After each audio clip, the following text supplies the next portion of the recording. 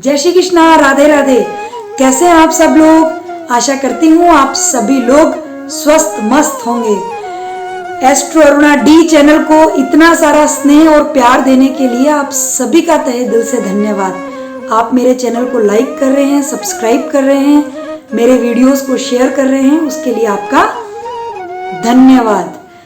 आज हम गीता का 5वां अध्याय प्रारंभ करने जा रहे हैं।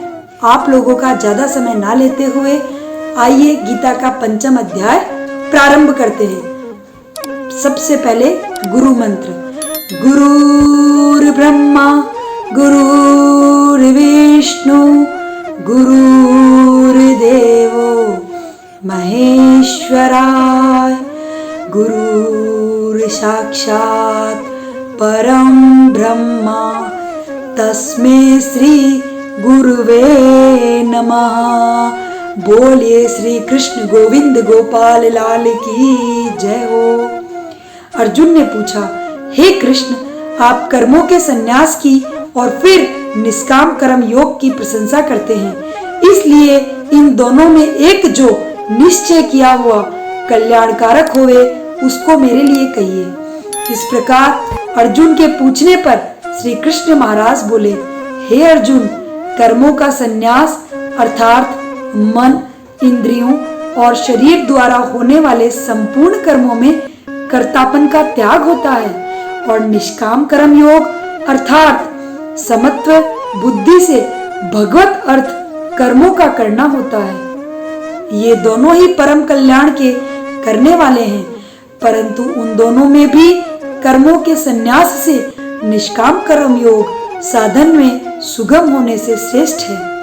इसलिए हे अर्जुन, जो पुरुष न किसी से द्वेष करता है और न किसी का आकांक्षा करता है, वही निष्काम कर्मयोगी सदा सन्यासी ही समझने योग्य हैं, क्योंकि राग द्वेष आदि द्वंद्वों से रहित हुआ पुरुष सुख पूर्वक संसार रूप बंधन से मुक्त हो जाता है। हे अर्जुन, ऊपर कहे हुए संन्यास और निष्काम कर्म योगों को मूर्ख लोग अलग अलग फल वाले कहते हैं, न कि पंडित जन, क्योंकि दोनों में से एक में भी अच्छी प्रकार स्थित हुआ पुरुष दोनों के फलस्वरूप परमात्मा को प्राप्त होता है। ज्ञान योगियों द्वारा जो परम धाम प्राप्त किया जाता है, निष्काम कर्म योगियों द्वारा भी वही प्राप्त किया जाता है। इसलिए जो पुरुष ज्ञान योग और निष्काम कर्म योगों को फल स्वरूप से देखता है, वही यथार्थ देखता है। परंतु हे अर्जुन, निष्काम कर्म योग के बिना संन्यास अर्थात मन, इंद्रियों और शरीर द्वारा होने वाले संपूर्ण कर्मों में कर्तापन का त्याग प्राप्त होना कठिन है और भगवत स्वरूप को मनन करने वाला निष्काम कर्म योगी परम ब्रह्मा परमात्मा को शीघ्र ही प्राप्त हो जाता है। वश में किया हुआ है शरीर जिसके, ऐसा जितेंद्रिय जिसने इंद्रियों पर विजय प्राप्त कर ली है और विशुद्ध अंतःकरण वाला एवं संपूर्ण प्राणियों के आत्मस्वरूप परमात्मा में एकाकी भाव हुआ निष्काम कर्म योगी कर्म करता हुआ भी लिपायमान नहीं होता। हे अर्जुन, तत्वों को जानने वाला साख्या योगी तो देखता हुआ, सुनता हुआ, स्पर्श करता हुआ, सूंघता हुआ, भोजन करता हुआ, गमन करता हुआ, सोता हुआ, श्वास लेता हुआ, बोलता हुआ, त्यागता हुआ, ग्रहण करता हुआ तथा आंखों को खोलता और मिचता हुआ भी सब इंद्रियां अपने अपने अर्थों में बरत रही हैं। इस प्रकार समझता हुआ निसंदेह ऐसे माने कि मैं कुछ भी नहीं करता हूं। परंतु हे अर्जुन, देह अभिमानियों द्वारा यह साधन होना कठिन है और निष्काम कर्म योग सुगम है, क्योंकि जो पुरुष सब कर्मों को परमात्मा में अर्पण करके और आसक्ति को त्याग कर कर्म करता है, वह पुरुष जल से कमल के पत्ते के सदृश पाप से लिपायमान नहीं होता। इसलिए निष्काम कर्म योगी ममत्व बुद्धि रहित केवल इंद्रिय, मन, बुद्धि और शरीर द्वारा भी आसक्ति को त्याग कर अंतःकरण की शुद्धि के लिए कर्म करते हैं। इसी से निष्काम कर्मयोगी कर्मों के फल को परमेश्वर के अर्पण करके भगवत प्राप्ति रूप से शांति को प्राप्त होता है, और सकामी पुरुष फल में आसक्त हुआ कामना के द्वारा बंधता है। इसीलिए निष्काम कर्मयोग उत्पन्न है। हे अर्जुन, वश में है अंतःकरण जिसके, ऐसा साख्य योगा का आचरण करने वाला पुरुष तो निसंदेह न करता हुआ और न करवाता हुआ 9 द्वारों वाले शरीर रूप घर में सब कर्मों को मन से त्याग कर, अर्थात इंद्रियों के अर्थों में बरतती हैं, ऐसे मानता हुआ आनंद पूर्वक सच्चिदानंद परमात्मा के स्वरूप में स्थित रहता है। परमेश्वर भी भूत प्राणियों के न कर्तापन को और न कर्म को तथा न कर्मों के फल के संयोगों को वास्तव में रचता है, किंतु परमात्मा के संकाश से प्रकृति ही बरतती है, अर्थात गुण ही गुणों में बरत रहे हैं। सर्वव्यापी परमात्मा न किसी के पाप कर्म को और न किसी के शुभ कर्म को ही भी ग्रहण करता है, किंतु माया के द्वारा ज्ञान ढका हुआ रहता है, किंतु माया के द्वारा ज्ञान ढका हुआ रहता है।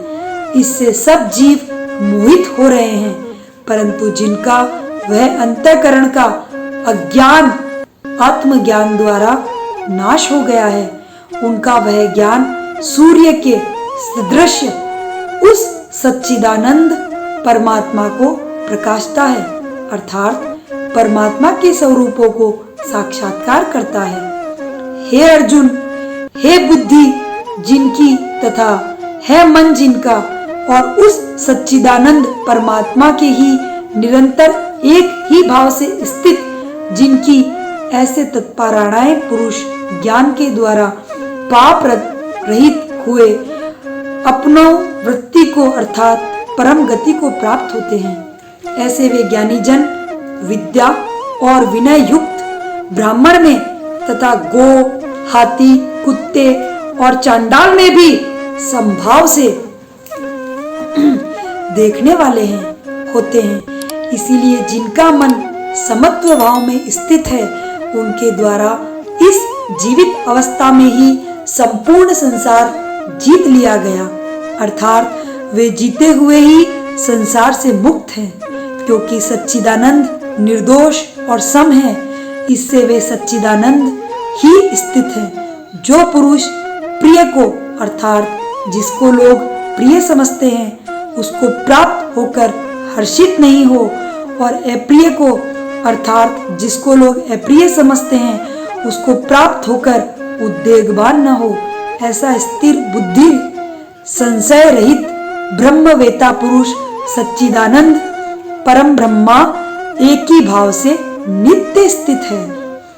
बाहर के विषयों से अर्थात सांसारिक भोगों में आसक्ति रहित अंतःकरण वाला पुरुष अंतःकरण में जो भगवत आनंद है उसको प्राप्त होता है, और वह पुरुष परम ब्रह्मा परमात्मा स्वरूप योगों में एक ही भाव से स्थित हुआ अक्षय आनंद को अनुभव करता है। जो यह इंद्रियां तथा विषयों के संयोग से उत्पन्न होने वाले सब भोग हैं, वे यद्यपि विषय पुरुषों को सुख रूप भासते हैं, तो भी निसंदेह दुख के ही हेतु हैं और आदि अनंत वाले अर्थात अनित्य हैं। इसीलिए हे अर्जुन, बुद्धिमान विवेक पुरुष उनमें नहीं रमता। जो मनुष्य शरीर के नाश होने से काम और क्रोध से उत्पन्न हुए वेगों को सहन करने में समर्थ है, अर्थात काम क्रोध को जिसने सदा के लिए जीत लिया है, वह मनुष्य इस लोक में योगी है और वही सुखी है।